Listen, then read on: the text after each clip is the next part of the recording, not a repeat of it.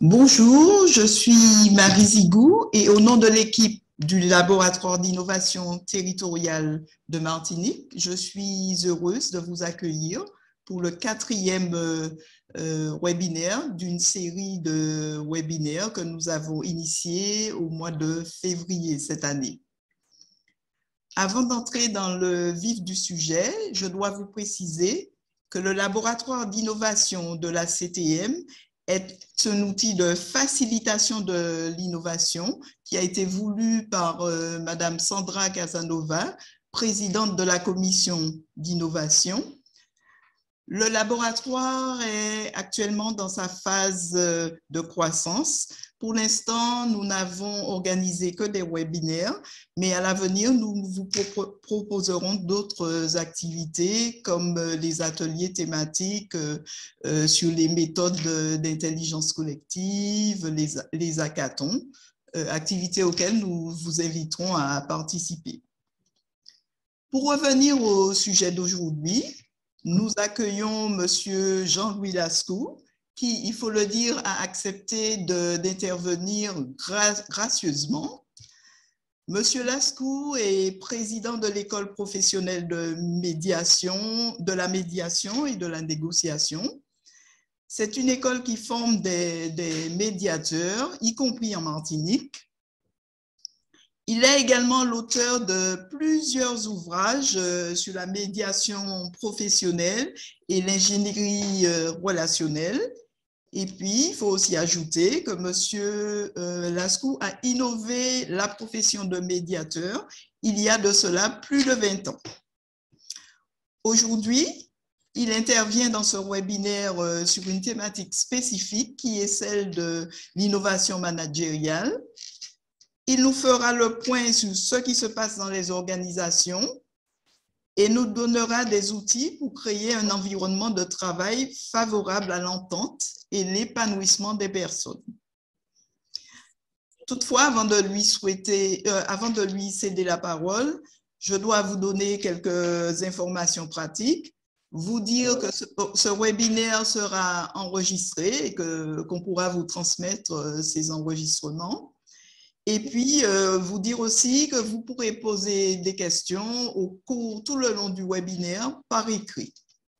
Voilà, Monsieur Lascou, je vous cède le plateau.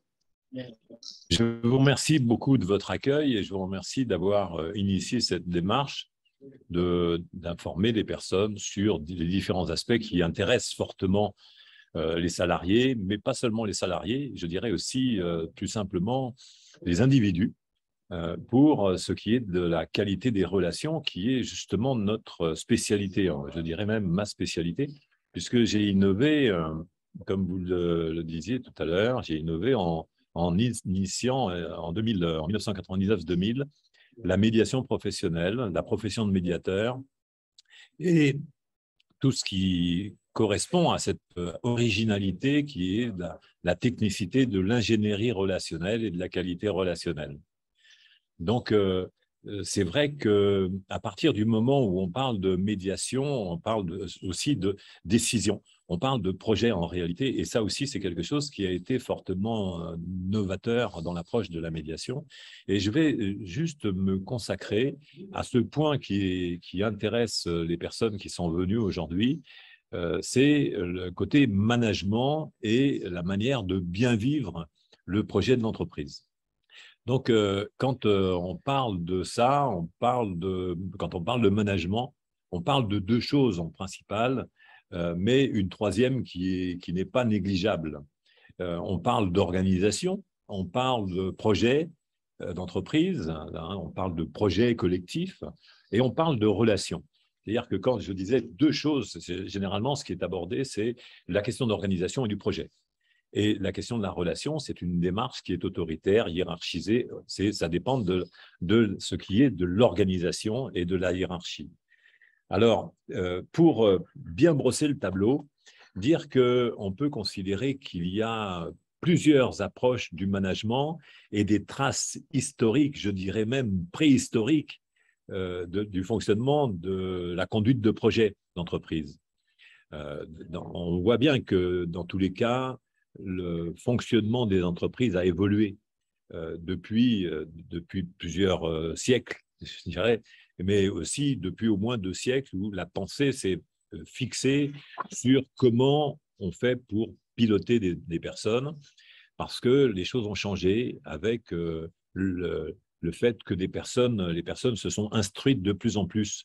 On manageait plus facilement, je dirais, des personnes en termes d'esclaves au temps de l'Égypte. On les manage moins facilement aujourd'hui. On le voit dans la gouvernance et dans le management, on manage moins facilement des personnes qui sont instruites en termes d'autorité. Donc, le management a changé. Et le management s'est amélioré. On ne peut pas dire que les choses régressent dans ce domaine-là. C'est vrai que ça balbutie souvent. C'est vrai que ça ne va pas assez vite pour beaucoup de personnes. Mais de fait, ça s'est amélioré. On peut voir qu'on parle aujourd'hui de développement personnel et d'adéquation des personnes à des postes. C'est conduite de projets personnels et conduite de projets d'entreprise, ce dont on ne parlait pas il y a bien des décennies, et c'était quelque chose qui n'était pas du tout inclus dans le projet d'une entreprise. Les personnes venaient pour exécuter une tâche et si elles n'étaient pas contentes, elles partaient. C'était marche ou crève. C'était l'armée presque partout. Et c'était le fait d'être des exécutants. Aujourd'hui, les personnes n'acceptent plus ou beaucoup moins le fait d'être seulement considérés comme étant des exécutants. Ils veulent participer à l'organisation, ils veulent contribuer volontairement à des projets et ils veulent aussi que leur spécificité individuelle soit reconnue. Donc, ça fait des changements forts. Alors, quand je vous dis ça, je viens de vous dire en fait que le management historique qui est passé d'une organisation hiérarchique avec un projet imposé, une relation au mode autoritaire, eh bien, a fortement changé. Elle est passée à une autre manière de concevoir le management. C'est l'organisation participative, le projet contributif et des relations vues en altérité avec la reconnaissance individuelle, la reconnaissance de la motivation personnelle et donc l'implication des personnes. Donc, ça fait des changements dans le mode de relation et dans les rapports à l'autorité. On ne fonctionne plus, je le disais tout à l'heure en introduction de mon propos, on ne fonctionne plus aujourd'hui en entreprise comme on fonctionnait avant. Et c'est vrai qu'il y a encore des traces de fonctionnement préhistorique de chefs de bande qui disent voilà comment tu dois faire, et puis si tu n'es pas content, tu t'en vas, ou alors eh bien, je te fais souffrir. Parce que c'est vrai qu'il y a ce type de comportement qui peut y avoir et puis qui peut déplaire et qui fait qu'aujourd'hui, c'est chassé. Avant, ce n'était pas chassé, ce genre de choses. On n'en parlait pas, par exemple, de faire attention à ne pas harceler quelqu'un. Il y avait le bisoutage qui était considéré comme étant normal, que ce soit en entreprise ou d'ailleurs dans les écoles. Maintenant, c'est réprimé. C'est quelque chose de nouveau. Alors, on passe de quelque chose qui était complètement ignoré et qui se faisait à une démarche répressive, tandis que la démarche pédagogique n'est pas tout à fait encore inscrite. C'est-à-dire que à l'école, par exemple, dans les petites écoles ou même dans les grandes écoles, on n'enseigne pas encore d'une manière précise un management attentif, un management fondé sur l'altérité. On considère encore que le management, il est centré sur la productivité et la rentabilité. C'est des conceptions du management, mais de plus en plus, il y a une recherche, une volonté, et c'est la preuve avec des approches de médiation, de considérer que il peut y avoir un autre comportement de la part des managers, il peut y avoir aussi un autre comportement de la part des décideurs.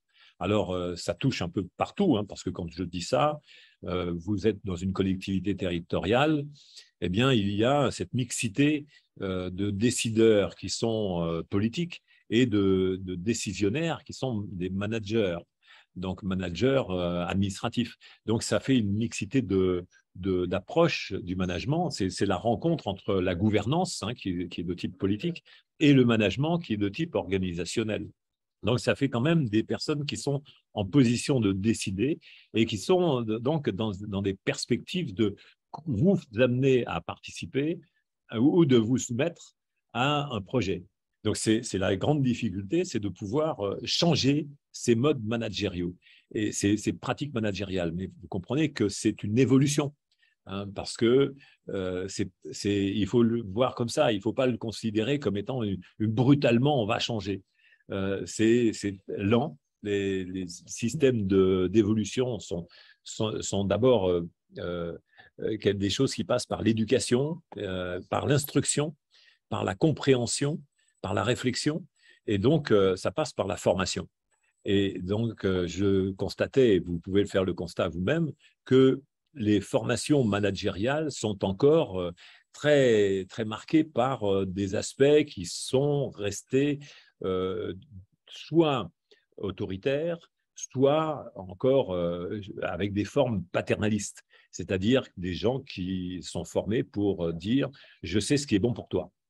Alors que les personnes attendent de plus en plus à ce qu'elles soient reconnues comme sachant ce qui est bon pour elles, même si on peut considérer qu'il est important de réfléchir ensemble, parce que c'est important, ça permet de construire un projet et de participer à un projet. Mais ce qui est bon pour soi, hein, c'est d'abord une réflexion que chaque personne souhaite développer, souhaite avoir. Et c'est ce qui s'appelle dans l'entreprise aussi le développement personnel.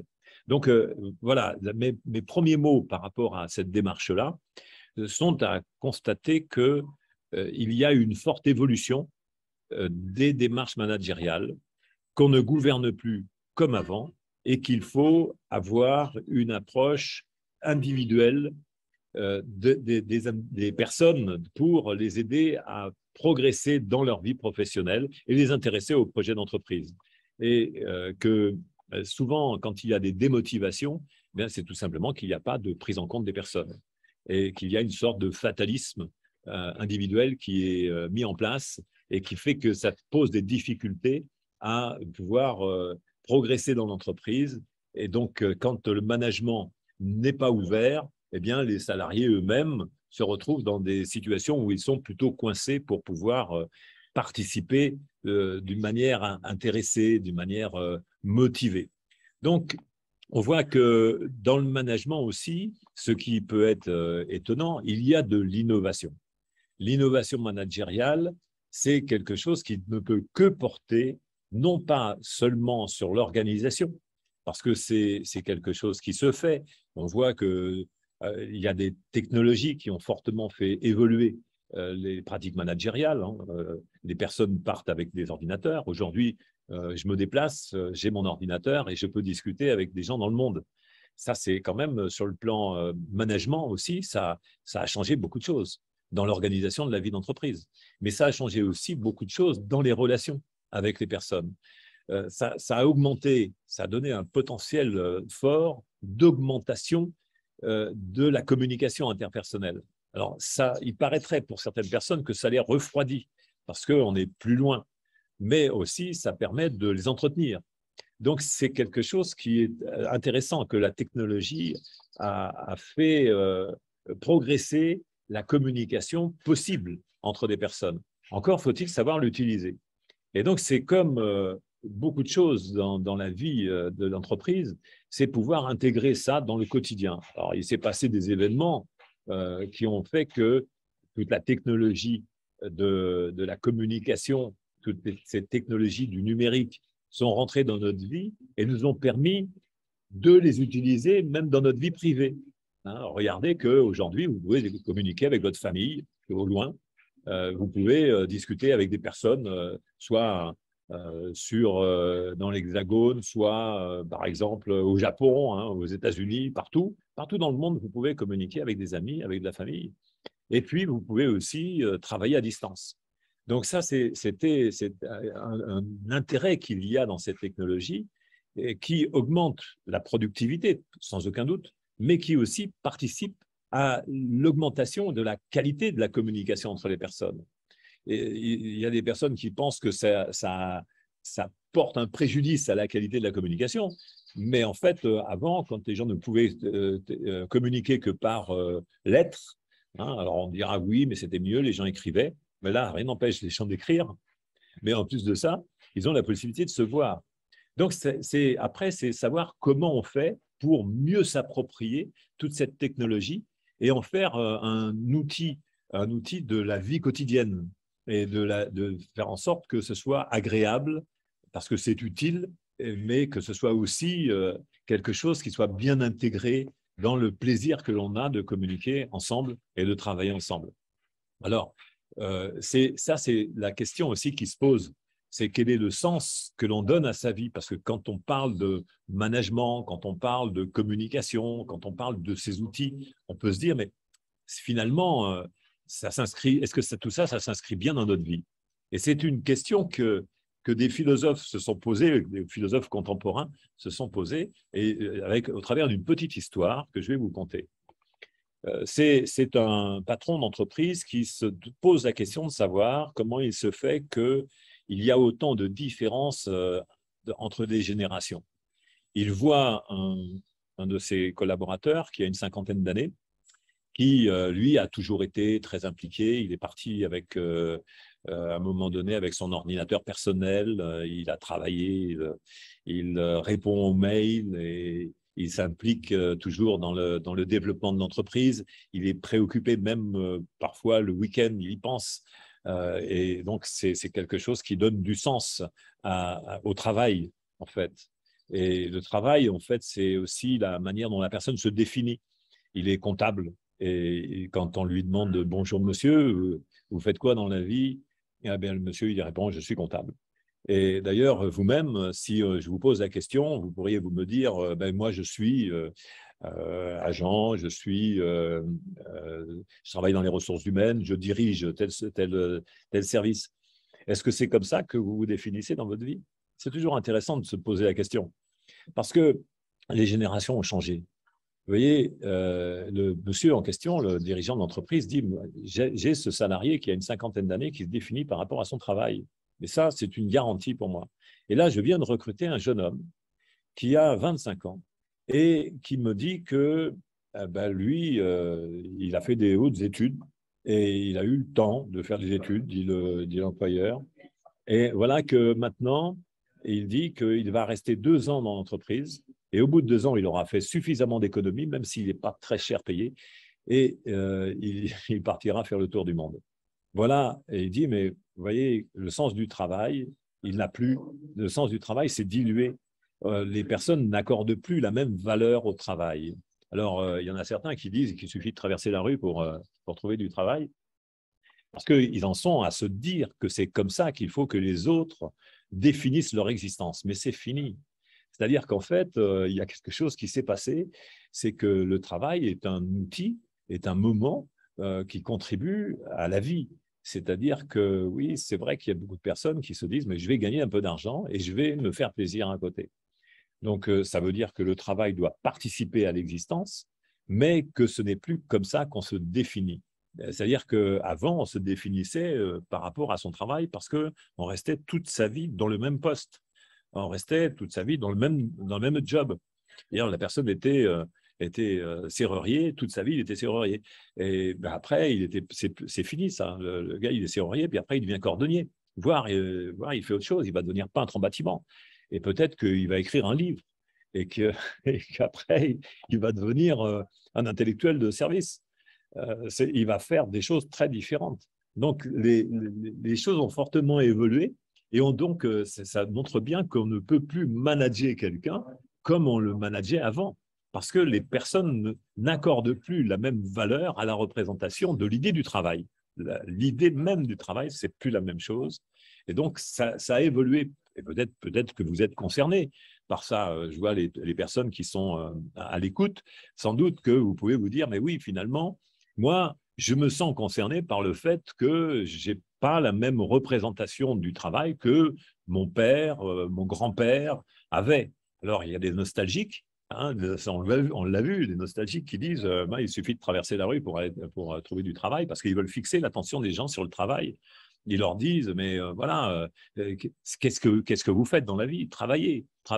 Mais les gens, ils se disent, mais non, ce n'est pas comme ça que je veux que ma vie soit. Et ça, c'est quelque chose qui est dû tout simplement à une évolution culturelle.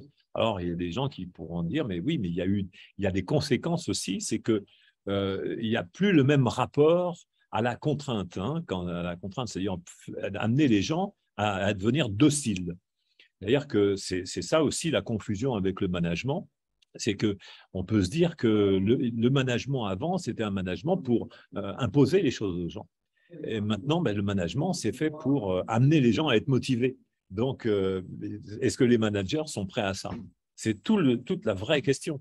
Est-ce que vous savez, par exemple, si vous êtes manager, motiver les personnes autour de vous?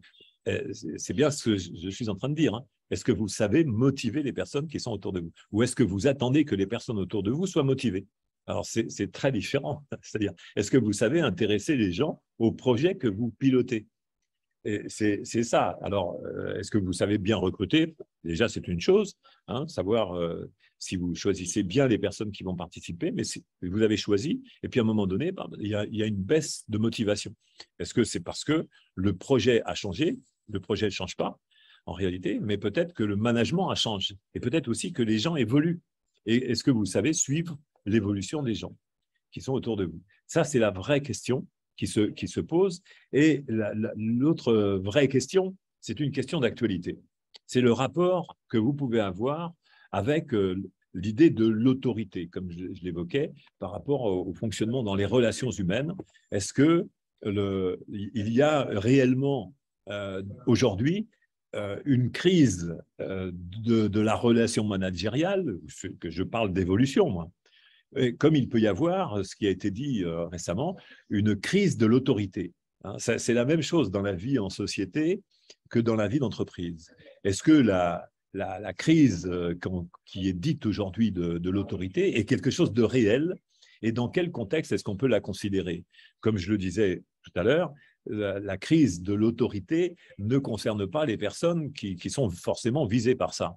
Hein, c'est-à-dire qu'on attend de la soumission de la part des personnes. Alors on se dit, il y a une crise du rapport à l'autorité. Mais peut-être que le rapport à l'autorité n'est pas du tout le même aujourd'hui que ce qu'il était avant.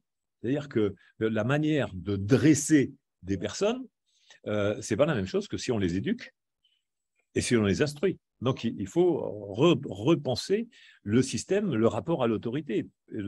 L'absence de compétences en matière d'autorité, de management, et a de nombreuses conséquences sur la manière de piloter un projet. Et c'est ça le rapport au management, c'est le rapport à l'autorité, le rapport à la motivation. On voit que ça devient très difficile pour beaucoup de personnes de savoir manager aujourd'hui des personnes qui sont exigeantes en matière de management, mais pas forcément exigeantes de manière dite. Ça peut être une exigence de manière non dite, non déclarée. Et ça, c'est déjà plus difficile parce que les gens ne savent pas forcément dire ce qu'ils voudraient, mais ils savent montrer ce qu'ils ne veulent pas. Alors, on peut avancer comme ça et se dire qu'est-ce que les personnes attendraient. Alors ça, c'est le deuxième volet de mon propos, qui est de dire comment on peut faire évoluer une pratique managériale. Alors, dans les méthodes que l'on a, si vous voulez, au passage, je vous le dis, je vois qu'il y a quand même beaucoup de personnes qui sont venues nous rejoindre. Donc, si vous voulez, vous pouvez me poser des questions au fur et à mesure. Hein. Je vais passer sur le deuxième volet qui est comment on va pouvoir procéder techniquement, quelles sont les méthodes qu'on va pouvoir mettre en œuvre. Mais déjà, j'ai fait le point historique. Dites-moi si vous êtes déjà d'accord sur cette lecture de l'évolution du management et du fait qu'aujourd'hui, le management n'est plus le même, ne peut plus être le même aujourd'hui que ce qu'il était hier, et que la crise de l'autorité vient peut-être de la manière dont elle est exercée, et au lieu de vouloir la faire subir à d'autres personnes, à des personnes visées. Donc, ne pas chercher à soumettre, mais plutôt chercher à motiver. Alors, sur le plan de mon deuxième propos, mon deuxième volet, c'est de dire comment on peut arriver à introduire cette innovation dans la vie d'entreprise par rapport au management, c'est-à-dire avoir un management qui est participatif, contributif et donc implicatif pour les personnes qui sont dans le projet d'une entreprise. C'est la première des choses, c'est la mise en place de ce que nous pouvons appeler, c'est un terme nouveau, c'est un mot nouveau, qui vient au regard de celui de l'adversité, qui est celui de l'altérité. Ce mot nouveau, c'est reconnaître l'autre en tant qu'il est autre est différent, c'est-à-dire ne pas vouloir soumettre les gens à tous les mêmes règles. Et c'est vrai que dans cette perspective-là, il va falloir avoir ce qu'on pourrait appeler un management agile, hein, peut-être avoir plus de souplesse que ce qui était et arrêter de vouloir soumettre tout le monde à la même condition, à la même représentation. C'est Monsieur Lascaux, la particularité de cette démarche. Oui. Je vous interromps. Il y a des personnes qui ont levé la main, je suppose, pour poser des questions. Ah, mais je n'ai pas vu, moi. Je ne vois pas. Oui, oui, sur le premier volet que vous avez évoqué. Oui. Je n'ai pas vu, oui, en effet, en effet. Vous pouvez donc poser vos questions à Monsieur Lascaux.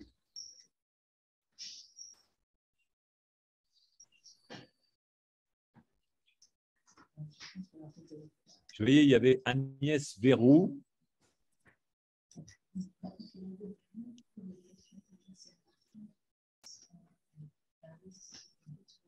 Alors, je ne vois pas s'il y a des questions. Ah, si, ça y est, je vois. Dans l'entreprise privée, on peut choisir ses collaborateurs. En institution publique, les collaborateurs vous sont imposés par les règles d'avancement. Comment les motiver? Alors, comment motiver? Alors, je réponds à cette première question. Oui. Je vais donc répondre à la première question que je vois écrite. C'est bien ça? Je fais ça? Oui, allez-y. Alors,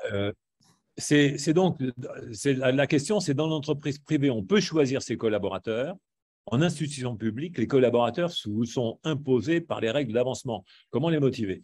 Alors, c'est pas, Jean-François, c'est pas tout à fait exact que dans l'entreprise privée, on peut choisir ses collaborateurs si on est décisionnaire. Et encore, c'est la même chose que dans l'institution publique. Là, bon, il s'agit de règles d'avancement, mais aussi qui est-ce qui recrute dans les entreprises privées? De plus en plus, ceux qui recrutent, c'est effectivement dans certains services, mais ça peut être aussi un service RH qui recrute et puis qui va mettre en place quelqu'un. Donc, on est confronté à des mêmes principes. C'est comme le voisinage. On ne choisit pas trop son voisin.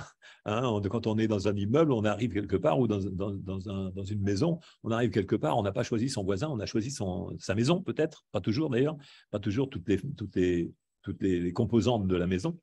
Mais donc, c'est la même chose. On est confronté à la même problématique, c'est-à-dire que quelqu'un arrive, a déclaré qu'il était intéressé par le projet, et il va falloir l'impliquer, l'amener à parler de son implication. C'est l'accueil, la première des choses qui se fait, je le vois dans beaucoup d'entreprises, qui ne se fait pas forcément très, très bien. C'est l'accueil des personnes. C'est-à-dire que j'ai vu, par exemple, hein, je citerai un exemple très concret, dans un laboratoire vétérinaire, une personne qui a été recrutée, en l'occurrence une vétérinaire, hein, qui avait été décrutée d'un service pour être intégrée dans un autre département. Et elle n'a été absolument pas du tout accueillie par le responsable qui l'a recruté, qui l'a fait venir, parce que lui, il était parti en vacances quand la personne est arrivée. Donc, pendant un mois, la personne, le vétérinaire, s'est retrouvée à devoir improviser son travail. Et quand elle est arrivée, quand le responsable est arrivé, lui, ben, il a considéré qu'il n'avait pas plus à l'accueillir parce que, elle était déjà arrivée. Et figurez-vous que ça m'a été pour moi une belle mission, puisque pendant 5 ans, cette personne-là a rencontré d'énormes difficultés relationnelles. Et au bout de 6 ans ou 7 ans, il y a eu un affrontement entre des collègues et cette personne, si bien qu'il y a eu une médiation qui a dû être déclenchée. Il y a d'abord eu une conciliation, une tentative d'arbitrage, etc. Parce que tout simplement, cette personne n'avait pas été accueillie. Et pas été accueillie, pas présentée à ses collègues, hein, parce qu'on se dit, ben voilà, les gens, ils ont qu'à se débrouiller. Ils se débrouillent. Mais en fait, si on veut faire quelque chose d'humain, eh bien, on va devoir commencer par faire une présentation des personnes qu'on recrute. et ce n'est pas une perte de temps, c'est au contraire un gain de temps. Hein. Donc, ça, c'est quelque chose qui vaut autant pour les entreprises privées que pour les entreprises publiques. Et je vois bien que c'est quelque chose qui se fait très rarement. Je ne dis pas que ça ne se fait pas, mais je dis que ça se fait très rarement. Il y a d'autres, je vois, il y a une autre main levée. Alors, en même temps, ça m'a fait passer déjà sur une partie de la réponse, hein, mais merci. Il y a une autre main levée. Et qu'est-ce que je fais par rapport à cette main levée? Je ne dis rien. Il y a marqué service AVDL. Ou alors c'est une erreur. Je poursuis donc. Si vous avez d'autres questions, n'hésitez pas. Dites-le moi. Et je vais poursuivre sur le deuxième volet. J'en étais au deuxième volet qui était de parler de l'altérité. Heureusement que je n'ai pas oublié. Hein. Avant que vous ne continuiez, je dois indiquer que apparemment on ne peut pas poser les questions oralement et qu'elles seront posées au fur et à mesure à l'écrit. Voilà ce que je voulais préciser. D'accord. D'accord. Donc en fait, les personnes ne peuvent pas monter sur le plateau. Il semblerait que non. Donc je leur propose d'écrire leurs questions tout le long de votre intervention par écrit. D'accord. Je vais être plus attentif parce que maintenant, j'ai vu le côté des mains levées où je peux voir, parce que ça, je vois service AVDL qui a la main levée, mais la personne ne doit pas l'avoir fait exprès, peut-être. Enfin, on va considérer que c'est ça, ou alors faites voir. Voilà, ben, ça a été retiré. Non, c'est de retour. Alors, donc, je reviens à cette idée de le développement d'une culture d'entreprise avec un management différent. Vous voyez, tout à l'heure, quand j'évoquais l'évolution du management, que je prenais l'organisation d'un projet et que je vous disais, mais regardez comment ça a évolué. Hein. Regardez que, par exemple, au Moyen-Âge, la conduite de projet, c'était des bandits qui s'étaient installés comme des seigneurs et puis qui organisaient la vie en société. En tout cas, pour ce qui était de la partie occidentale. Après, c'était les chefs de bande il y avait toujours le chef de bande qui devenait le seigneur du coin et puis qui organisait la vie en société en imposant sa volonté aux uns et aux autres. Donc, et puis qui disait, bah, toi, tu vas faire ci et toi, tu vas faire ça. Et si ça ne te plaît pas, bah, tu te soumets parce que sinon, bah, j'ai de quoi te punir et te faire rentrer dans le rang. Donc, maintenant, ça a évolué, l'organisation de la vie à la société a fortement évolué et on en arrive à se dire que on peut reconnaître chaque personne par rapport à ses aspirations et qu'il est mieux et plus performant de reconnaître les aspirations de chacun plutôt que de vouloir soumettre les personnes à quelque chose qu'on attend ou dont on pourrait avoir besoin. C'est-à-dire rechercher des personnes en adéquation avec des postes et faire en sorte que les gens puissent évoluer en fonction de leur propre évolution de vie. C'est-à-dire qu'on sait bien que des personnes qui, par exemple, apprennent dans leur poste, dans leur fonction, ne peuvent pas rester toute leur vie à une même responsabilité.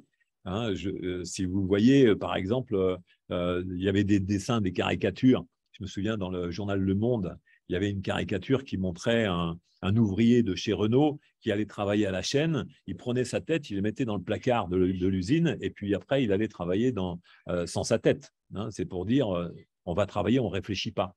Aujourd'hui, eh bien, de plus en plus, les gens, on peut dire, il y a des gens qui pensent, hein, et puis même il y a des gens qui réfléchissent, et il y a des gens qui sont conscients qu'ils pensent et qu'ils réfléchissent. Donc, ça fait une évolution quand même importante parce que aussi, il y a eu la culture qui est venue se greffer là-dessus.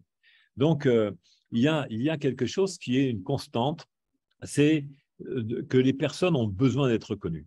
Ça, c'est la première chose qui est essentielle et je dirais qui est fondamentale. Et que cette reconnaissance, elle ne passe pas seulement par, et je dis bien pas seulement, par la rémunération, par la récompense, hein, qui est quand même quelque chose d'essentiel, parce qu'il y en a certains qui pourraient se dire, mais oui, mais en fait, c'est pas comme ça que fonctionnent les humains.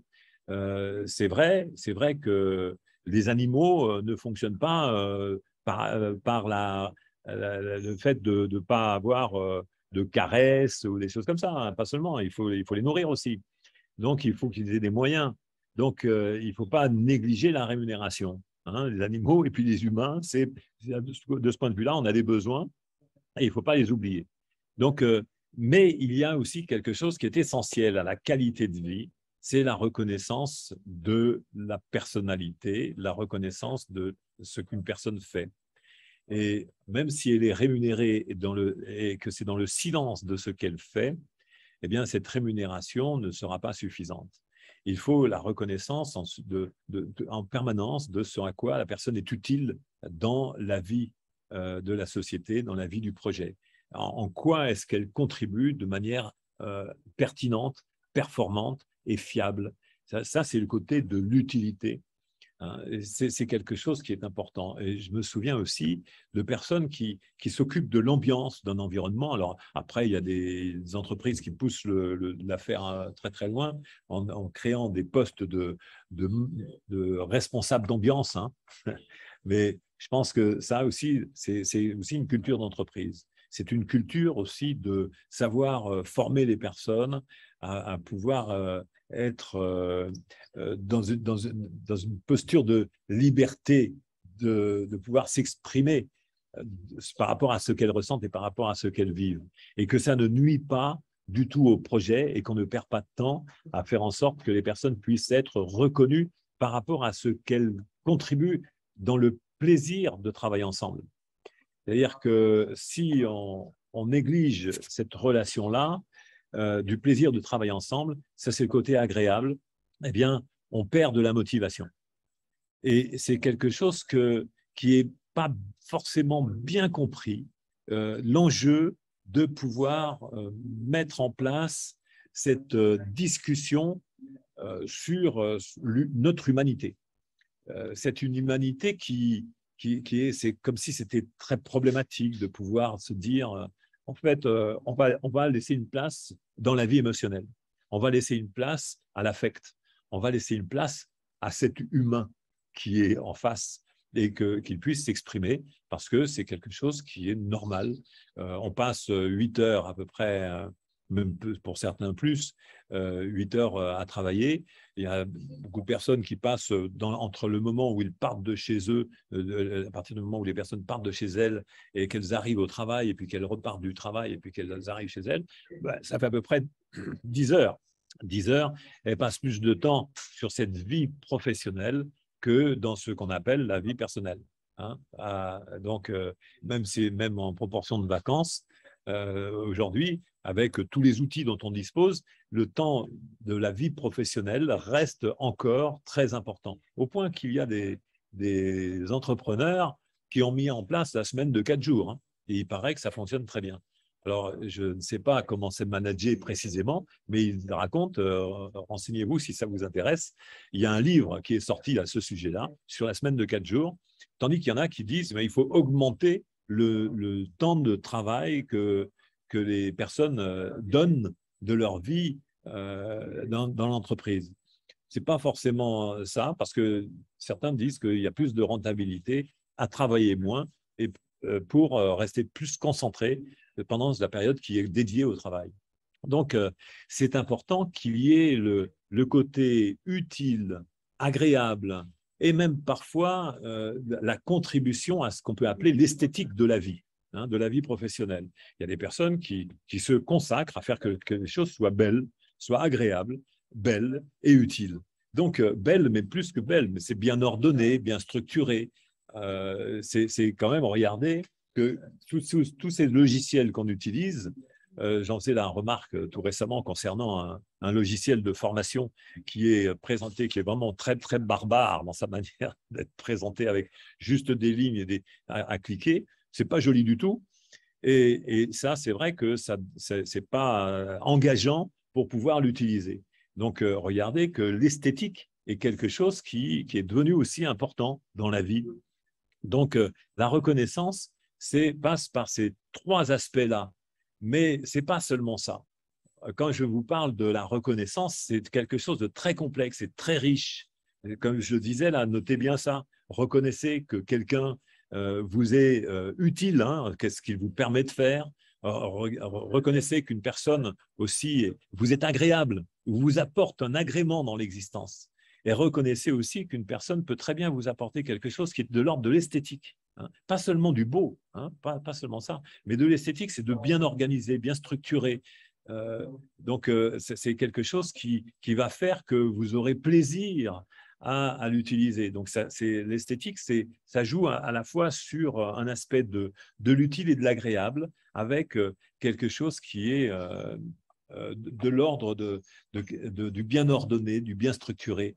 Et donc, ça, c'est un point de la reconnaissance. Un autre point de la reconnaissance, c'est regarder combien il est important de reconnaître la fragilité de chaque humanité, de chaque humain. Quand je dis la fragilité, c'est quelque chose qui est d'autant plus important quand on est manager. C'est reconnaître que tout humain, et même soi-même, tout humain a des maladresses. Parce qu'il y a quelque chose qui est constant, c'est que nous apprenons et que nous sommes nés ignorants et que toute notre vie est une vie d'apprentissage. Alors ça, c'est quelque chose qui est facile à dire, mais pas forcément facile à reconnaître. Regardez qu'on reproche facilement à quelqu'un ce qu'il ne sait pas. Hein. Comment ça, tu ne sais pas? Et que ce manque de reconnaissance, cette incrimination même, va loin, puisque c'est même inscrit dans la loi, hein, dans l'idée de la loi, c'est nul n'est censé ignorer la loi, alors que personne n'est vacciné à ça pour pouvoir l'avoir en intraveineuse. Hein. Donc, même ceux qui votent les lois, hein, on en a eu l'exemple avec, par exemple, Alain Juppé, qui a été condamné pour avoir commis des infractions sur des lois qu'il avait lui-même fait voter et présenter. Donc, l'ignorance de la loi va loin. Et l'ignorance de tout, ça va loin. C'est-à-dire qu'il y a quelque chose qui est constant, c'est qu'on n'apprend pas à l'école, on n'apprend pas les relations. C'est une thématique nouvelle. C'est une thématique du XXIe siècle, qui a juste commencé à s'esquisser au XXe siècle. Avant, il n'était pas du tout envisagé qu'on puisse progresser en relation, qu'on puisse s'améliorer en relation, hein, qu'on puisse changer dans les formes relationnelles. C'était même pas imaginé. Il y avait un fatalisme fonctionnel, c'est-à-dire un fatalisme relationnel. On est comme ça, c'est ma nature. Hein. Regarde, écoutez bien ce propos qui est constant et qui est encore fortement inscrit dans le langage de tout le monde. C'est-à-dire, il faut pouvoir sortir de cette représentation de l'idée de on ne peut pas s'améliorer. Je suis comme ça, c'est dans ma nature. Ça veut dire je ne peux pas m'améliorer. C'est terrible de pouvoir de dire ça. Alors qu'en fait, on peut tout simplement se dire, en fait, au lieu de dire je suis comme ça, c'est dans ma nature, on pourrait se dire, tiens ben là, il y a des choses que je ne sais pas. Mais si je me reconnais ça à moi, il y a des choses que je ne sais pas, je peux très bien me le reconnaître aussi aux autres, le fait qu'ils ne savent pas. Et donc là, cette reconnaissance, ça veut dire qu'on peut apprendre. Ça, c'est une bonne nouvelle. Hein. On peut apprendre et qu'il y a des enseignements pour apprendre à s'améliorer, comme par exemple, on peut se dire sur le stress. Hein. Donc, on peut faire une formation pour faire face à son stress. On peut faire une formation pour améliorer son élocution. On peut faire une formation pour apprendre à mieux dire quelque chose, à mieux dire ses idées. Vous savez, ça vous est probablement arrivé. Je dis ça aux 60 et quelques personnes qui écoutent là, qui disent mais ça vous est arrivé de vous dire non, si j'avais su. Hein, si j'avais su.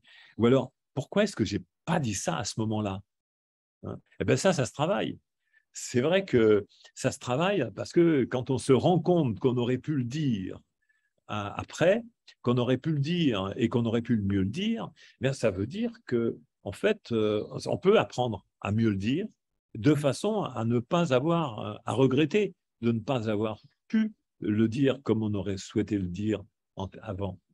Donc, c'est l'ignorance, reconnaître son ignorance et reconnaître l'ignorance des autres.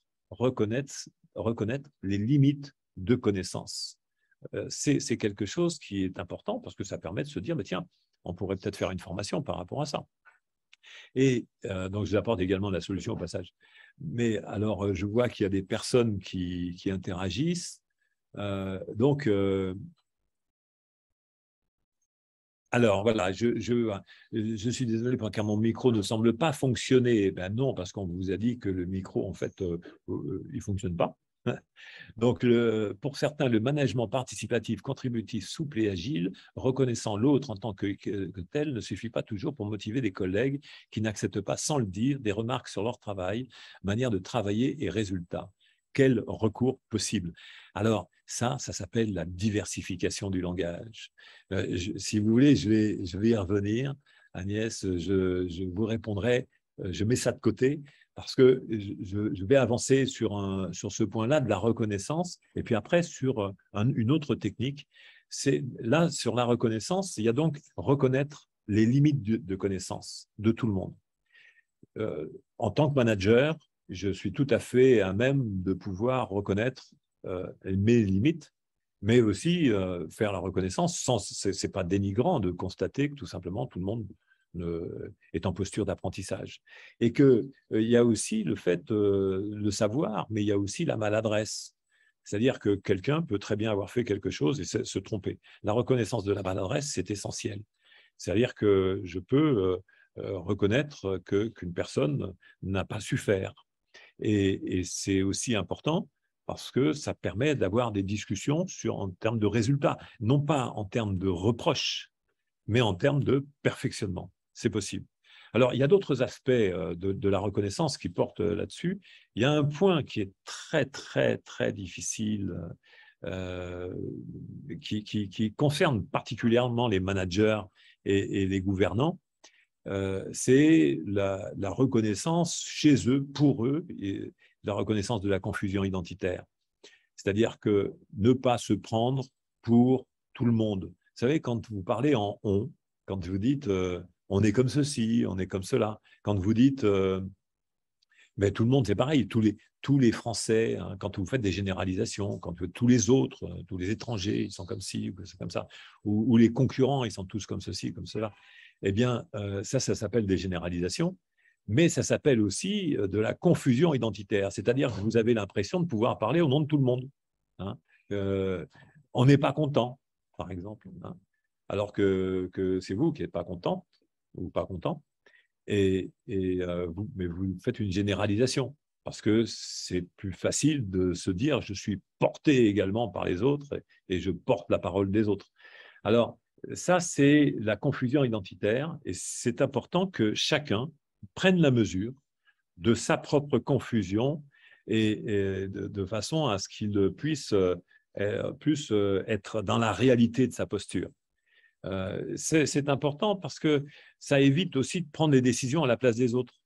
C'est-à-dire que quand je pense que je sais pour les autres ce qui est bon, hein, quand je pense savoir ce qui est bon pour les autres, dans ce sens-là, eh bien, je suis en pleine confusion identitaire.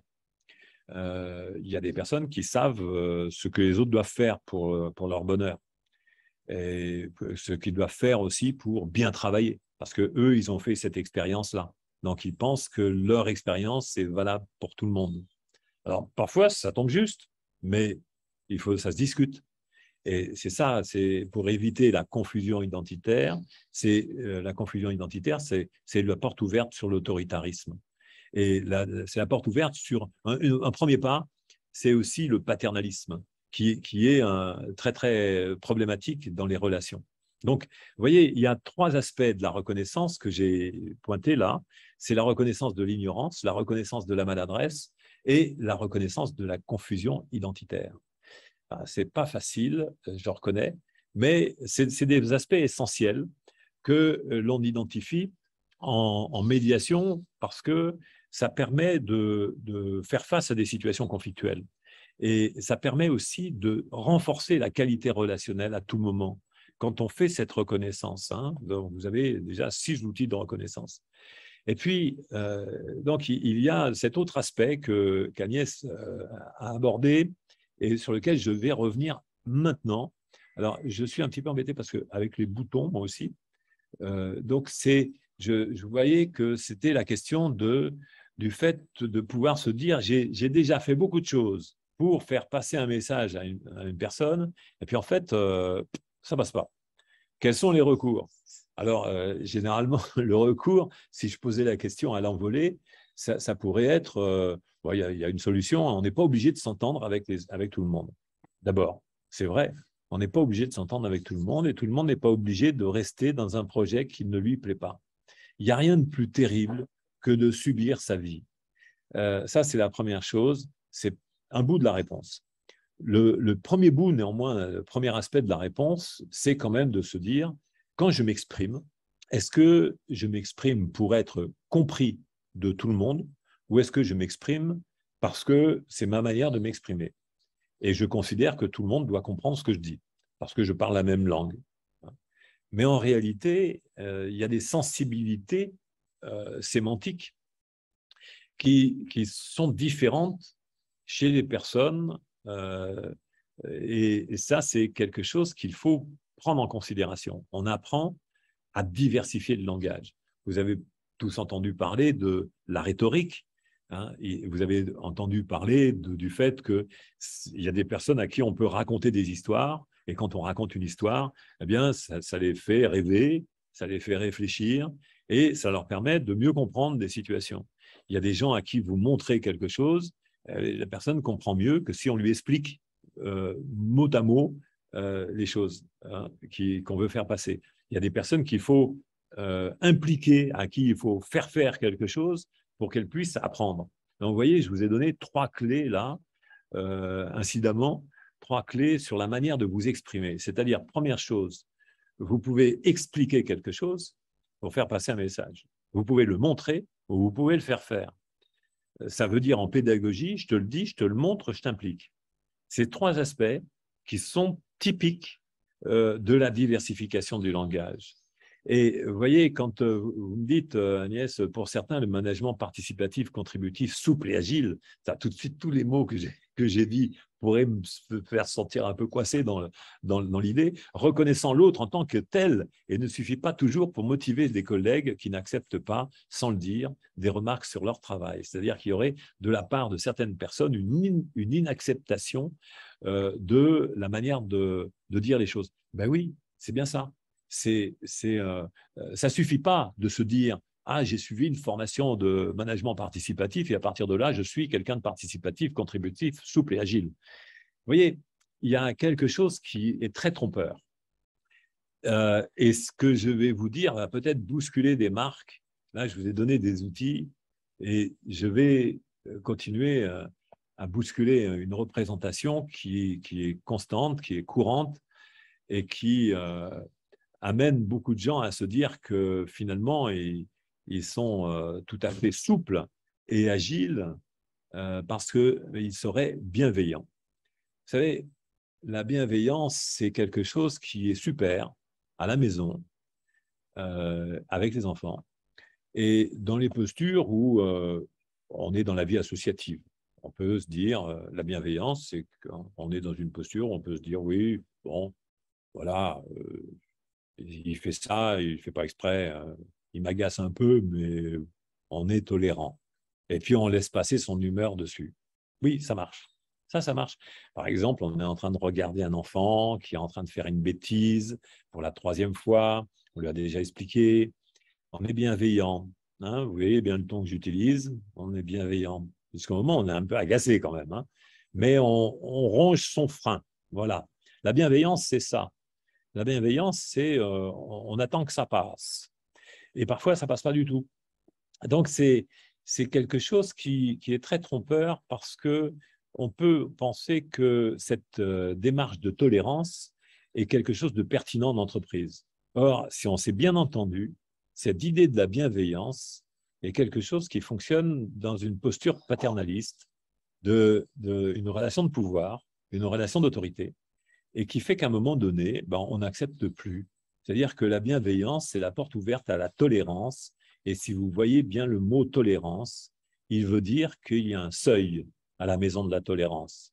Et que c'est quelque chose qui fait qu'à un moment donné, on n'accepte plus et on est prêt à punir. Parce que la bienveillance, c'est quelque chose qui est en amont de la surveillance.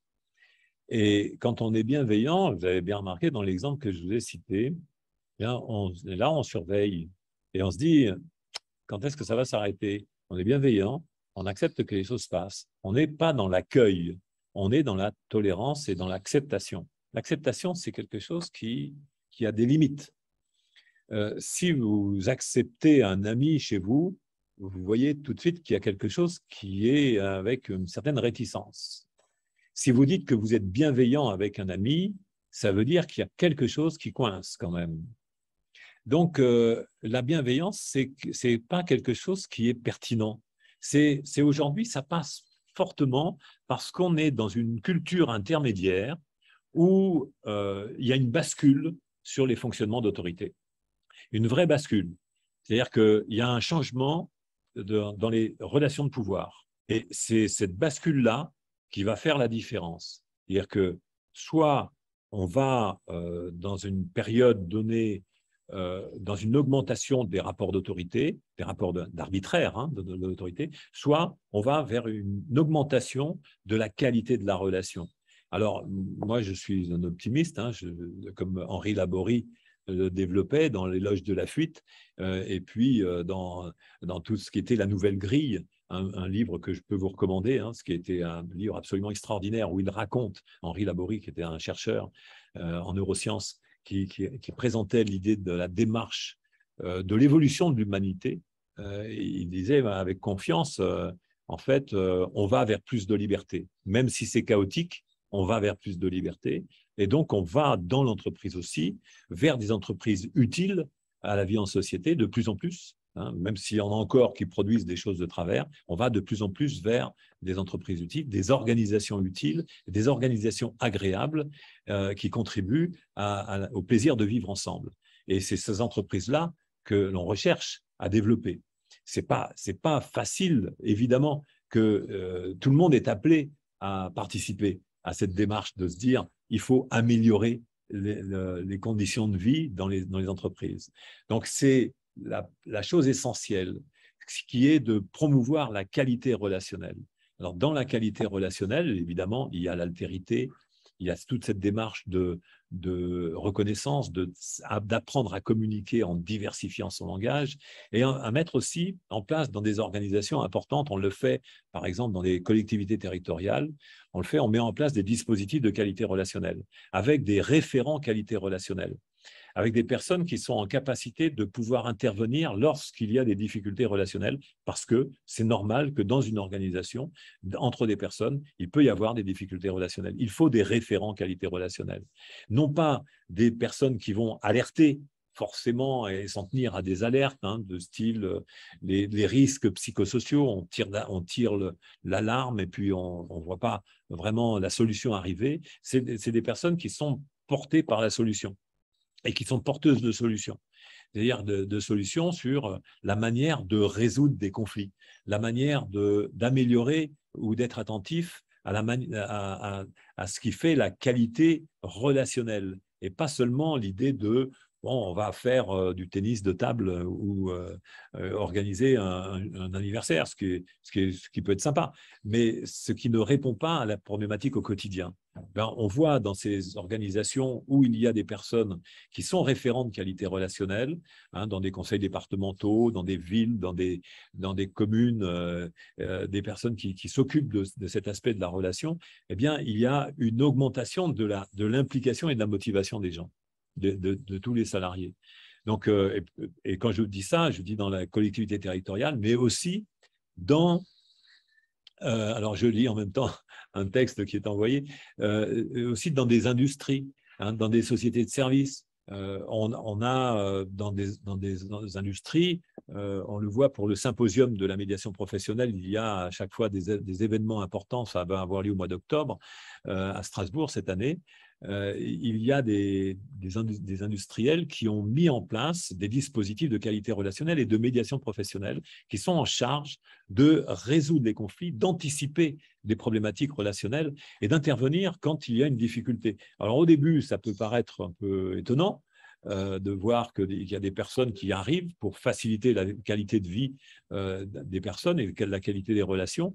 Mais après, finalement, quand c'est intégré dans l'entreprise, c'est quelque chose qui est un service qui est agréable et donc utile. Alors, je vois qu'il y a Jean-François qui dit « Pourtant, il se fait beaucoup de formations à la gestion des conflits. » Merci, oui. Alors, la gestion des conflits, pour dire que la gestion des conflits, répondre à ça, c'est complètement paradoxal. Parce que gérer un conflit, je l'ai fait. J'ai fait beaucoup de formations à l'époque, gestion des conflits. Puis un jour, je me suis dit, attends, il y a quelque chose qui ne va pas. Parce que si je gère quelque chose, je l'entretiens. Demandez à votre banquier. Hein, s'il gère votre compte et puis qu'il n'y a plus rien dessus, vous allez considérer qu'il le gère très mal. Donc, si vous gérez les conflits, ben, si quelqu'un le gère très bien, c'est par exemple, il fait des procédures judiciaires, les gestionnaires de conflits font de la procédure. Et ça marche très bien. Moi, ça fait un business.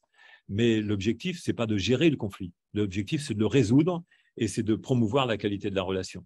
Donc, c'est cette démarche-là qui est développée et qu'on recommande à toutes les personnes en entreprise et dans les organisations. Alors, il y a un ouvrage que je ne peux que vous recommander, vous qui êtes intéressés par ça, je ne peux que vous recommander de télécharger sur le site du CRESIR.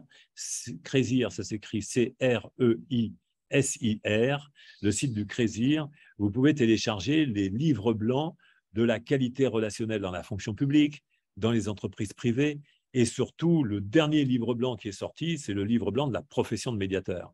Je vous recommande ces 3 livres blancs et vous pourrez comme ça avoir une meilleure visibilité sur ce qu'apporte la qualité relationnelle dans les organisations. Et il y a un dernier point que je me permettrai de vous dire, parce que j'ai 1 heure là, c'est le dernier point que je souhaiterais vous indiquer, c'est qu'à la Batelière, il va y avoir une conférence dans peu de temps. C'est le 13 juillet à la Batelière à 18h30. Donc, le 13 juillet, une conférence sur la qualité relationnelle que je vais assurer avec un complice. Ma complice aussi, Annie Lascou, qui est également formatrice à la qualité relationnelle et à la profession de médiateur en Martinique, mais avec un complice, Jean-François Lafontaine, qui participera avec moi à cet événement, donc le 13 juillet à la Batelière, de 18h30 à 20h, sur la qualité relationnelle pour anticiper la dégradation relationnelle dans les organisations et promouvoir l'entente sociale. Si vous avez d'autres questions, je suis à votre disposition. Sinon, je vais repasser la parole aux personnes qui sont du laboratoire de recherche, qui est ici, le laboratoire de recherche et d'innovation. Je vous remercie beaucoup de votre attention et je vous souhaite une excellente journée. Si vous n'avez pas d'autres questions, je vous remercie.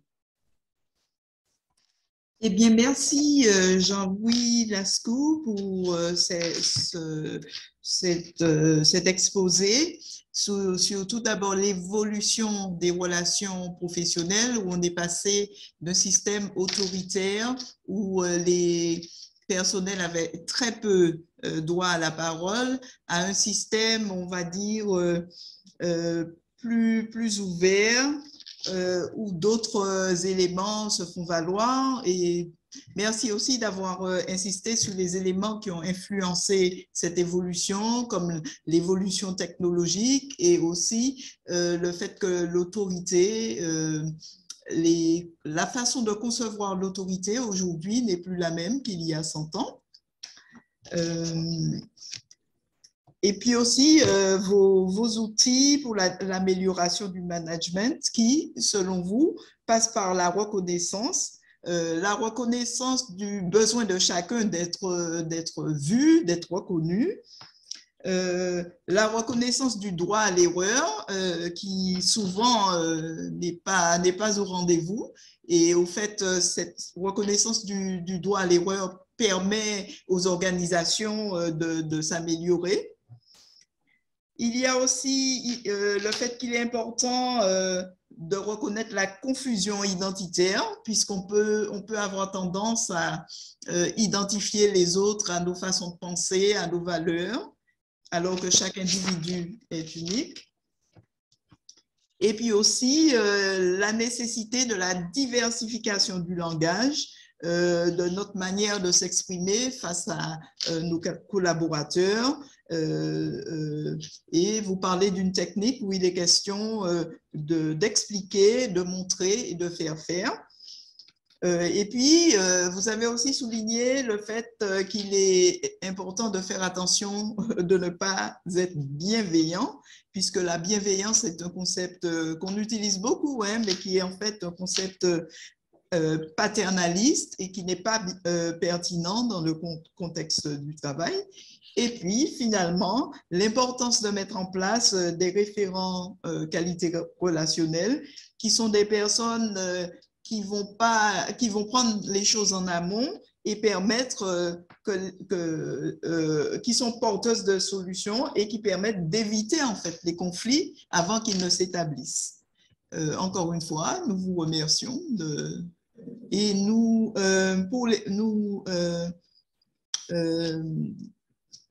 proposons que les participants posent s'ils ont encore des questions, qu'ils vous les posent par écrit, puisqu'il n'a pas été possible de le faire en direct.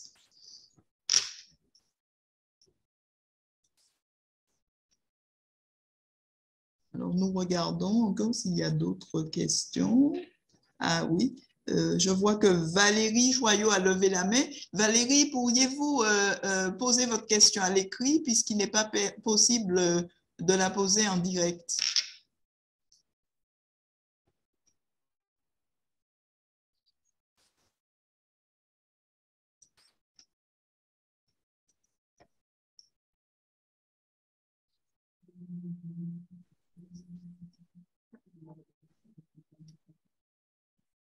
En fait, c'est sur Q et R qu'il faut poser la question.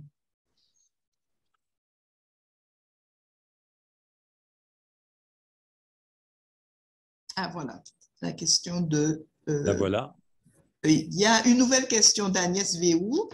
Est-ce qu'il vous est possible de rappeler l'ouvrage que vous avez cité en début de votre intervention? J'en ai cité plusieurs. C'était sur quoi? C'était sur quoi? Parce que c'était sur quel…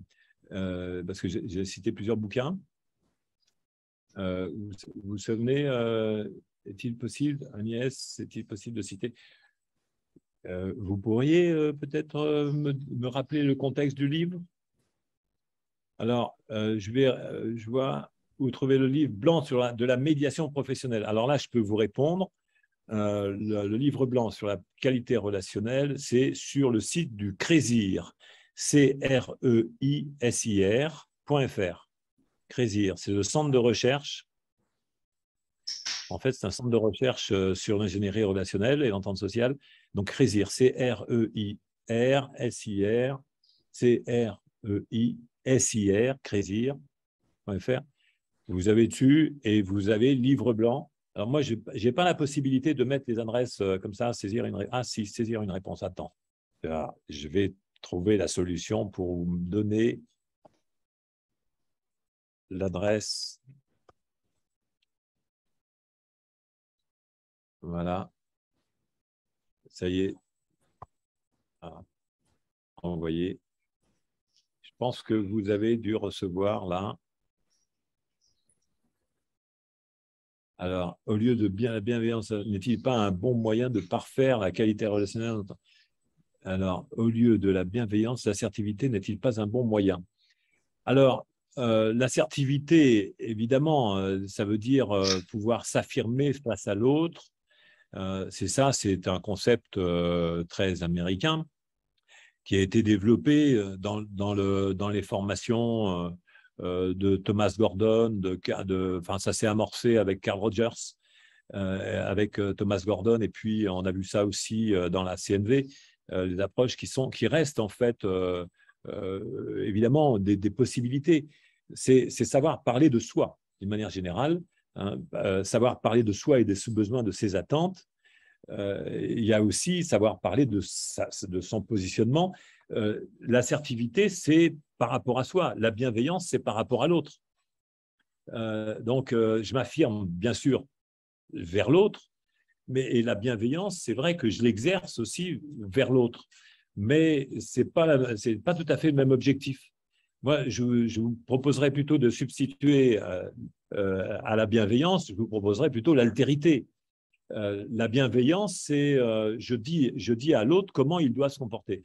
Tandis que l'altérité, c'est je reconnais l'autre en tant qu'il est l'autre.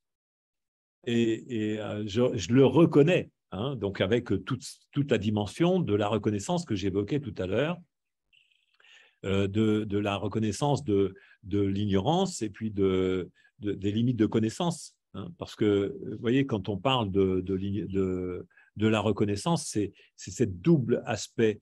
Il y a une reconnaissance, par exemple, de ce que c'est une personne, mais aussi de ses limites, de ce qu'elle sait faire et de ses limites.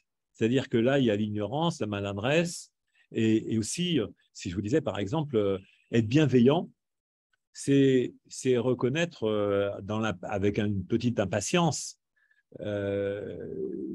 C'est pas forcément une mauvaise chose, mais il faut toujours la contextualiser, la bienveillance. Vous voyez bien qu'il y a une posture d'autorité dans la bienveillance, et c'est le dérapage, le risque de dérapage de la bienveillance qui pose problème. Une gouvernance bienveillante, c'est souvent une gouvernance qui s'agace. Hein.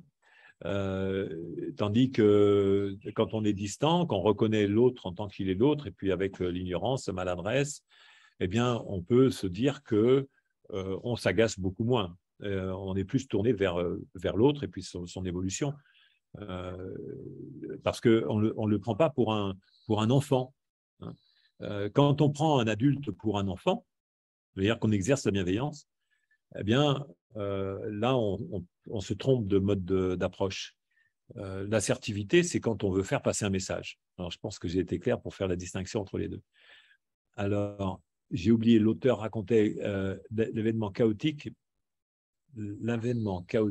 mais je parlais pas de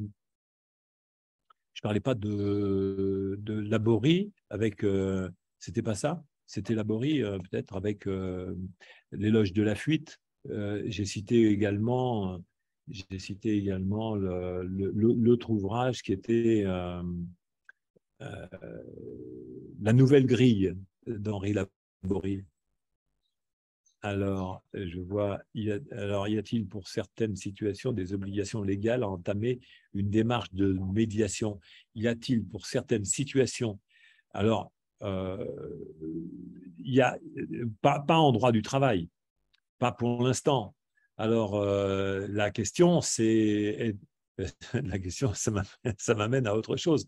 Moi, je suis favorable à la médiation obligatoire, je peux vous dire, c'est parce que là, on dépasse l'idée du management. Mais si on introduit dans l'entreprise l'instrumentation de la médiation, il est souhaitable que la médiation devienne un instrument obligatoire. C'est-à-dire que, vous voyez, par exemple, en matière de consommation, il y a des dispositifs obligatoires de médiation.